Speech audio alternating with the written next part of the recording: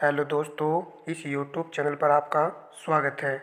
R O exam के लिए एक स्पेशल क्लास है जिसमें जीके जीएस प्लस करंट के पर्सन शामिल हैं। बहुत महत्वपूर्ण क्लास है एग्ज़ाम के लिए। प्रत्येक पर्सन मोस्ट इम्पोर्टेंट है इस क्लास में। क्लास को शुरू करते हैं। उत्तर प्रदेश में कृषि बढ़ाने में कौन सा कारक सबसे अधिक प्रभावी है? उन्नत किस्म के बीजों का बढ़ता प्रयोग, कृषि सेवा केंद्रों का विकास, कृषि साख सुविधा, किसान क्रेडिट कार्ड योजना। तो सबसे अधिक प्रभावी कारक है ऑप्शन ए वाला, उन्नत किस्म के बीजों का बढ़ता प्रयोग। प्रश्न नंबर 2, ढोला लोकगीत लोकप्रिय है। प्रश्न का उत्तर ऑप्शन ए है, आगरा और मेरठ जिले में। प्रश्न नंबर 3, निम्नलिखित में से कौन सा सही सुमेलित नहीं है? जिला और लोकप्रिय उत्पाद यहाँ पर दिए गए हैं। कन्नौज इत्र, बुलंदशहर चीनी मिट्टी, चित्रकूट लकड़ी के खिलौने, प्रतापगढ़ अमरूद जेली। डी वाला विकल्प आपका गलत है। अमरूद जेली के लिए कौन सा जिला आएगा? प्रयागराज।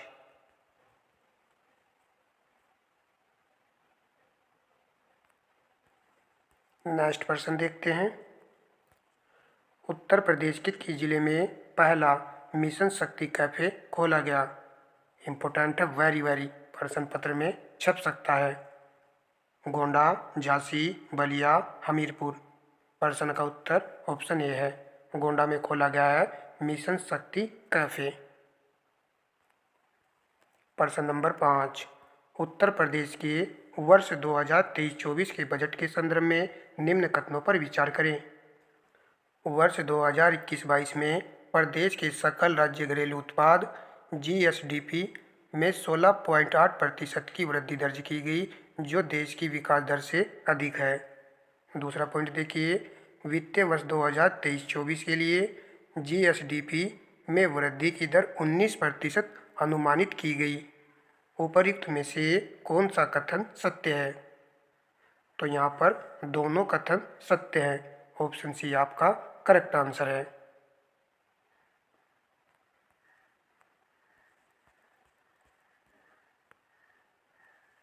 प्रश्न नंबर 6, उत्तर प्रदेश के वर्ष 2023-24 के बजट का आकार कितना है? आप इस प्रश्न का उत्तर लगाइए। बी और डी को काट दीजिए, ए और सी में आंसर लगाइए। प्रश्न का उत्तर ऑप्शन ए है, करोड़ में दिए गए हैं रुपए। आप इसको याद करें, 690,242.43 करोड़ रुपए। याद रहेगा 690, 242.43। चलिए, कितने करोड़ रुपए का बजट आवंटित किया था उत्तर प्रदेश सरकार ने? किस पंचवर्षीय योजना में गरीबी उन्मूलन पर जोर दिया गया? प्रश्न का उत्तर ऑप्शन डी है, 5वीं पंचवर्षीय योजना में।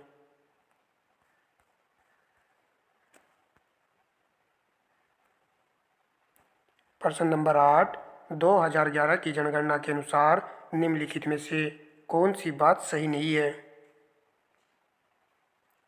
भारत में विश्व की 18.5% जनसंख्या है। भारत की जनसंख्या लगभग 121 करोड़ है। 2001 से 2011 के दशक में जनसंख्या वृद्धि लगभग 18.1 करोड़ हुई है। जनसंख्या का सर्वाधिक जनघनत्व दिल्ली में है। प्रश्न का उत्तर आपका ऑप्शन ए विकल्प है।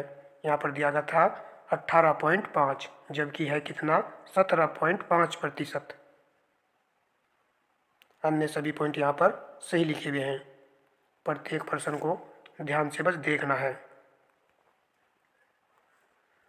प्रश्न नंबर 9 सुमेलित कीजिए। अथर्ववेद औषधियों से संबंधित है। ए का 3 आएगा। ऋग्वेद में ईश्वर की महिमा, बी का 1 आएगा। यजुर्वेद बलिदान विधि, सी का 2 आएगा। सामवेद संगीत, डी का 4 आएगा। प्रश्न का उत्तर ऑप्शन ए है, 3, 1, 2, 4।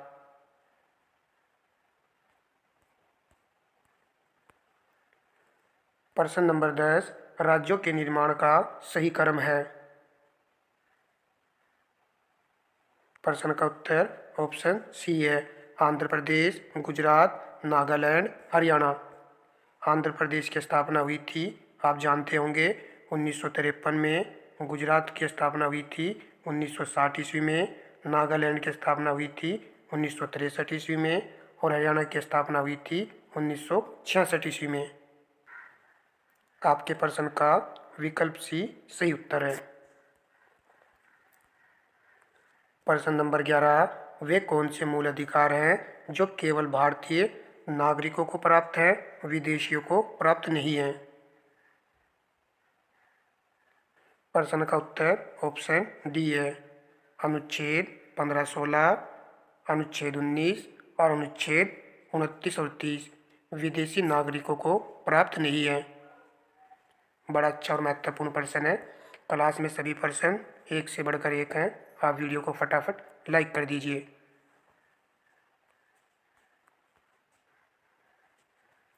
प्रश्न नंबर 12, कथन, भारत का संविधान देश की आवश्यकताओं की पूर्ति करता है, कारण इसको एक गर्हित संविधान कहा जाता है।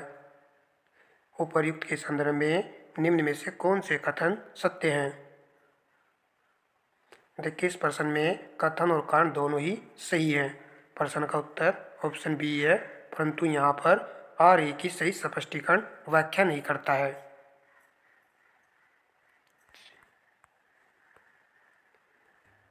प्रश्न नंबर 13, संविधान में समवर्ती सूची का प्रावधान लिया गया है। प्रश्न का उत्तर ऑप्शन बी है, ऑस्ट्रेलिया के संविधान से। नेक्स्ट प्रश्न देखते हैं। 71वें संविधान संशोधन द्वारा 8वीं अनुसूची में कौन सी 3 भाषाएं जोड़ी गई हैं? भारतीय संविधान में इनको जोड़ा गया था 1992 ईस्वी में। प्रश्न का उत्तर ऑप्शन बी है, कोंकणी, नेपाली, मणिपुरी। ये 3 भाषाएं हैं जो कि 71वें संविधान संशोधन के द्वारा 8वीं अनुसूची में जोड़ी गई थी। KNM। चलिए प्रश्न नंबर लगाइए 15, भारत में मानव अधिकार संरक्षण अधिनियम कब लागू हुआ? 1990, 1991, 1992, 1993 में। प्रश्न का उत्तर ऑप्शन डी है, 1993 में।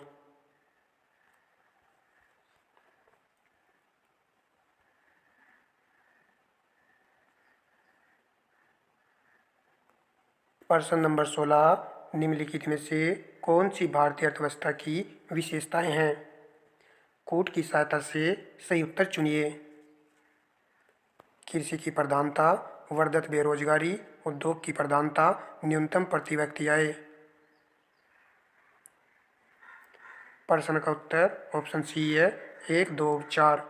ये भारतीय अर्थव्यवस्था की विशेषताएं हैं, जबकि उद्योग की प्रधानता भारतीय अर्थव्यवस्था की विशेषता नहीं है।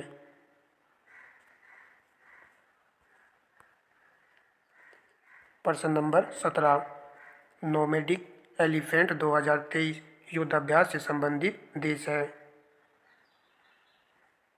प्रश्न का उत्तर ऑप्शन सी है, भारत और मंगोलिया के बीच नोमैडिक एलिफेंट 2023 युद्धाभ्यास आयोजित किया गया। नेक्स्ट प्रश्न लगाइए, संविधान के अनुच्छेद 25 के अनुसार धर्म स्वातंत्र्य का अधिकार किसके अधीन नहीं है? सार्वजनिक व्यवस्था, स्वास्थ्य, सदाचार, मानववाद। प्रश्न का उत्तर ऑप्शन डी है, मानववाद के अधीन नहीं है। देखिए, बहुत ही अच्छे प्रश्न है, ऐसे प्रश्न परीक्षा में पूछे जा सकते हैं। प्रश्न number 19, stand up India scheme के संदर्भ में निम्नलिखित कथनों में से कौन सा कथन यहाँ पर सही है? नीचे दिए गए कूट का प्रयोग कर सही उत्तर चुनिए। इसका प्रयोजन SC, ST एवं महिला उद्यमियों में उद्यमता को प्रोत्साहित करना है। यह सिडबी के माध्यम से पुनर्वित्त का प्रावधान करता है। तो इस प्रश्न के दोनों पॉइंट सही हैं। आपका उत्तर ऑप्शन सी है, 1 और 2 दोनों यहाँ पर सत्य हैं स्टैंड अप इंडिया स्कीम के बारे में।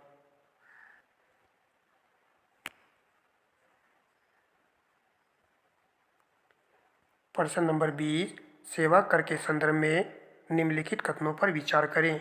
उपरोक्त में से कौन से कथन सही हैं? सही विकल्प के नीचे दिए गए कोड से चुनिए।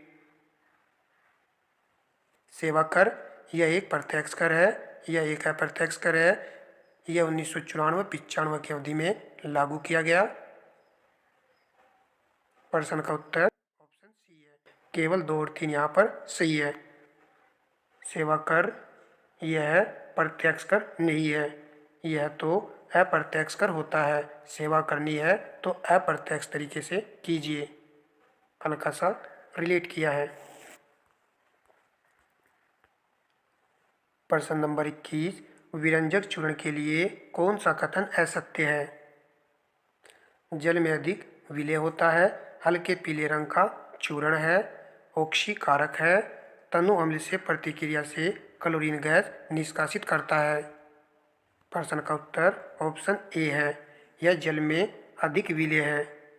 देखिए, अधिक विलय नहीं होता है, कम विलय होता है। विरंजक चूर्ण का सूत्र आप सभी जानते होंगे, CaOCl2, कैल्शियम ऑक्सी क्लोराइड।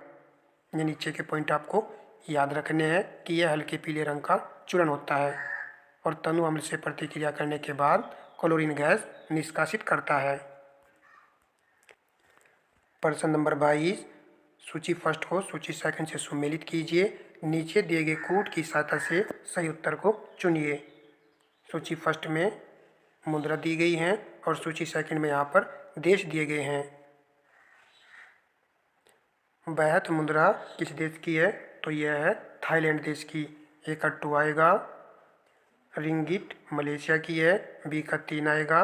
रुपया इंडोनेशिया की मुद्रा है। सी का 4 आएगा। वोन दक्षिण कोरिया की मुद्रा है। डी का 1 आएगा।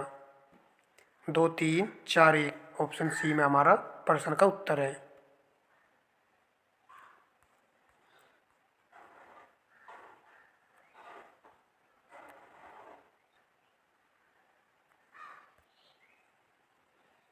प्रश्न नंबर 23, जुलाई 2023 में नीति आयोग द्वारा जारी राष्ट्रीय बहुआयामी गरीबी सूचकांक की रिपोर्ट के संदर्भ में कौन सा कथन सही नहीं है?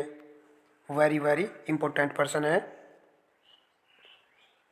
यह रिपोर्ट राष्ट्रीय परिवार स्वास्थ्य सर्वेक्षण 5 2019-21 पर आधारित है। केरल सबसे कम बहुआयामी गरीब जनसंख्या वाला राज्य है। उत्तर प्रदेश का सर्वाधिक बहुआयामी गरीबी वाला जिला बहराइच है। उत्तर प्रदेश का न्यूनतम बहुआयामी गरीबी वाला जिला लखनऊ है। आप आंसर लगाइए। प्रश्न का उत्तर ऑप्शन डी है। यहाँ पर दिया गया है उत्तर प्रदेश का न्यूनतम बहुआयामी गरीबी वाला जिला लखनऊ नहीं है। कौन सा जिला है? गाजियाबाद है। देखिए कितना डिफिकल्ट करके प्रश्न पूछा है। तो आपको सारे फैक्ट याद रखने हैं। और बहुआयामी गरीबी सूचकांक में सर्वाधिक गरीब राज्य कौन सा है? बिहार है। और सबसे अधिक गिरावट दर्ज की गई है अपने उत्तर प्रदेश में। ये फैक्ट भी पूछा जा सकता है। चलिए अब नेक्स्ट प्रश्न हम लगाते हैं। प्रश्न नंबर 24, वर्ष 2022-23 द्वितीय अग्रमित अनुमान में कुल बागवानी उत्पादन भारत में कितना अनुमानित है? बात हो रही है वर्ष 2022-23 में।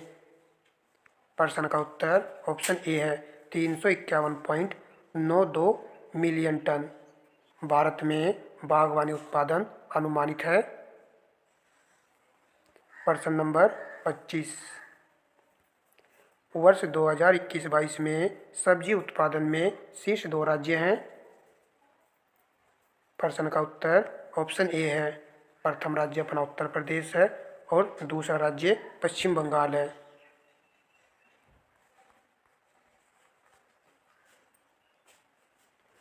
प्रश्न नंबर 26, मानव शरीर में निम्नलिखित हार्मोनों में से कौन सा रक्त कैल्शियम और फास्फेट को विनियमित करता है?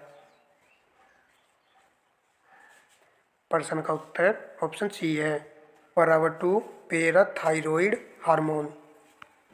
दोस्तों यदि अभी तक आपने वीडियो को लाइक नहीं किया तो आप वीडियो को फटाक से लाइक कर दीजिएगा।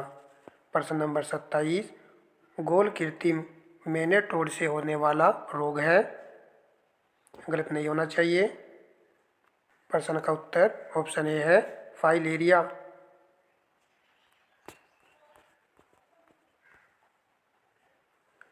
प्रश्न नंबर 28, निम्नलिखित कथनों पर विचार कीजिए, नीचे दिए गए कोड से सही उत्तर का चयन कीजिए। चौरी चौरा घटना उत्तर प्रदेश के गोरखपुर जिले में 4 फरवरी 1922 को घटी। पहले वाला कथन आपका सही है। इसके विरोध में गांधी जी ने 10 फरवरी 1922 को असहयोग आंदोलन स्थगित कर दिया। दूसरे वाला पॉइंट आपका गलत है, 10 फरवरी नहीं आएगा। 12 फरवरी 1922 को गांधी जी ने असहयोग आंदोलन को स्थगित कर दिया था। आपका उत्तर केवल ऑप्शन ए है।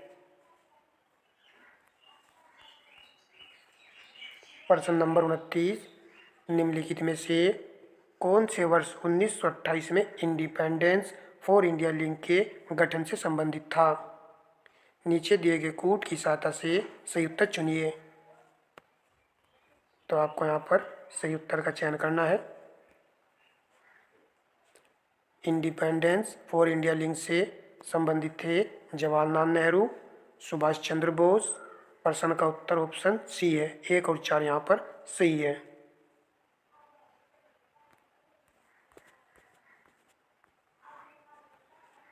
प्रश्न number 30, Akhil Bharatiya trade union Congress की स्थापना कब हुई। इसकी स्थापना हुई थी अक्टूबर 1920 ईस्वी में। नेक्स्ट प्रश्न लगाइए। प्रश्न नंबर 31, विश्व बैंक ने लॉजिस्टिक प्रदर्शन सूचकांक 2023 में भारत को कौन सा स्थान मिला है।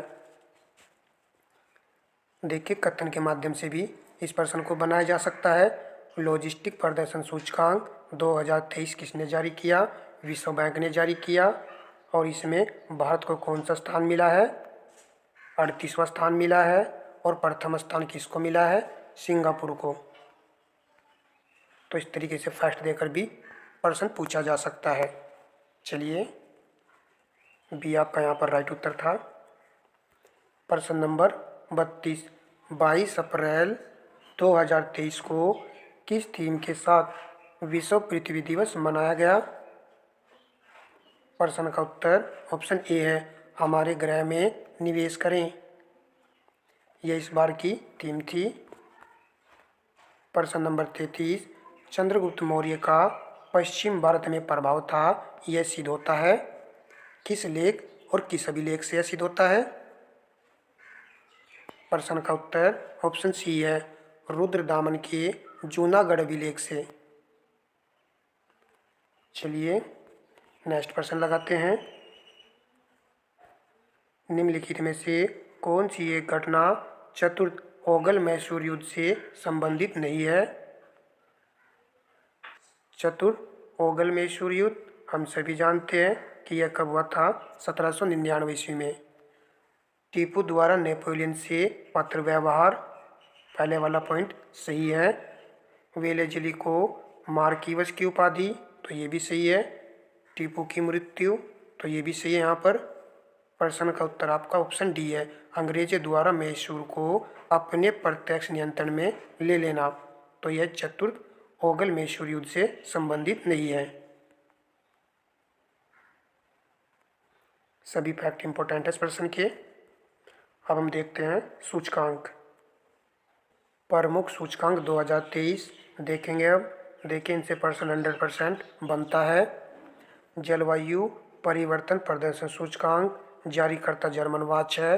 प्रथम 3 स्थान कोई नहीं, चौथा स्थान किसको मिला है, डेनमार्क को मिला है। और भारत का स्थान इसमें 8वां है। तो आपको क्या करना है, डेनमार्क को मार्क करना है आपको जलवायु परिवर्तन प्रदर्शन सूचकांक में। वैश्विक आतंकवाद सूचकांक, अफगानिस्तान प्रथम स्थान पर है, भारत का स्थान इसमें 13वां। ग्लोबल स्टार्टअप इकोसिस्टम इंडेक्स 2023 प्रथम स्थान अमेरिका का है और भारत का स्थान इसमें 21वां। लॉजिस्टिक प्रदर्शन सूचकांक 2023 विश्व बैंक जारी करता है। सिंगापुर इसमें प्रथम स्थान पर है और भारत का स्थान इसमें 38वां। अभी प्रश्न आया था, वेरी वेरी इंपॉर्टेंट प्रश्न है। विश्व प्रतिस्पर्धात्मकता सूचकांक, डेनमार्क प्रथम स्थान पर है और भारत का स्थान इसमें 40वां है। ग्लोबल इनोवेशन इंडेक्स 2023 विश्व बौद्धिक संपदा संगठन इसको जारी करता है। भारत इसमें 40वें स्थान पर है। तो ग्लोबल इनोवेशन और प्रतिस्पर्धात्मकता में दोनों में 40वें स्थान पर है भारत। ग्लोबल पेंशन इंडेक्स इतना इम्पोर्टेंट नहीं है, देख सकते हो। अंतर्राष्ट्रीय बौद्धिक संपदा सूचकांक 2023 यूएस चैम्बर ऑफ कॉमर्स इसको जारी करता है। अमेरिका प्रथम स्थान पर है। भारत की स्थिति इसमें है 42वीं। इम्पोर्टेंट फैक्ट है ये भी। अब नेक्स्ट देखते हैं, गुड गवर्नमेंट इंडेक्स, सिंगापुर इसमें प्रथम स्थान पर है और भारत का स्थान है 57वां। वैश्विक ऊर्जा संक्रमण सूचकांक 2023 विश्व आर्थिक मंच इसको जारी करता है। स्वीडन प्रथम स्थान पर है। भारत की स्थिति इसमें है 67वीं। ये भी एक इम्पोर्टेंट प्रश्न है। प्रश्न नंबर, ग्लोबल हैंगर इंडेक्स 2023 20 देशों को प्रथम स्थान मिला है। भारत की स्थिति है 111वीं। वैश्विक सतत विकास रिपोर्ट 2023 सतत विकास समाधान नेटवर्क इसको जारी करता है। फिनलैंड इसमें प्रथम स्थान पर है। भारत का स्थान है 112वां। जारी करता जो इम्पोर्टेंट है वो मैं बोल रहा हूँ। विश्व आर्थिक स्वतंत्रता सूचकांक 2023 सिंगापुर इसमें प्रथम स्थान पर है। भारत 131वें स्थान पर है। मानव विकास सूचकांक 2021-22 वाला है, यूएनडीपी जारी करता है। स्विट्जरलैंड प्रथम स्थान पर है। भारत 132वें स्थान पर है। वैश्विक शांति सूचकांक 2023 वेरी वेरी इंपॉर्टेंट प्रश्न है। Institute for economics and peace इसको जारी करता है। आइसलैंड इसमें प्रथम स्थान पर है और भारत की स्थिति है इसमें 126वीं। छपेगा, याद रखना है 126वां। शांति है तो आपको शांति से याद रखना है। आइस, आइस कैसा होता है? ठंडा होता है, शांत होता है, याद रहेगा। विश्व खुशहाली सूचकांक 2023 संयुक्त राष्ट्र सतत विकास समाधान नेटवर्क इसको जारी करता है।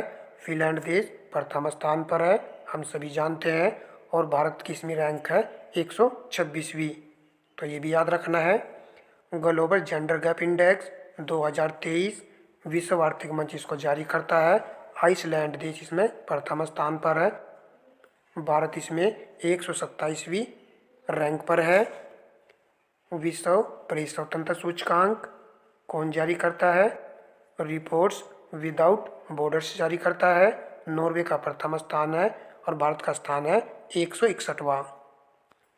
ये 2022 का है। पर्यावरण प्रदर्शन सूचकांक वर्ल्ड इकोनॉमिक फोरम इसको जारी करता है और यहाँ पर भी आपको मार्क कर देना है डेनमार्क को, और 180वां यहाँ पर स्थान है। तो ये सभी आपको फैक्ट याद रखने हैं। देखिए प्रश्न जरूर बनेगा 1 से 2। इस तरीके से हमने इस वीडियो में मोस्ट इम्पोर्टेंट प्रश्न लगाए हैं और साथ में महत्वपूर्ण सूचकांक देखे हैं। देखिए इस क्लास से आपको कई प्रश्न देखने को एग्जाम में जरूर मिलेंगे। वीडियो आपको कैसी लगी है कमेंट बॉक्स में बताइएगा और वीडियो को बिना कहे दोस्तों लाइक एंड शेयर अवश्य कर दीजिएगा। धन्यवाद दोस्तों।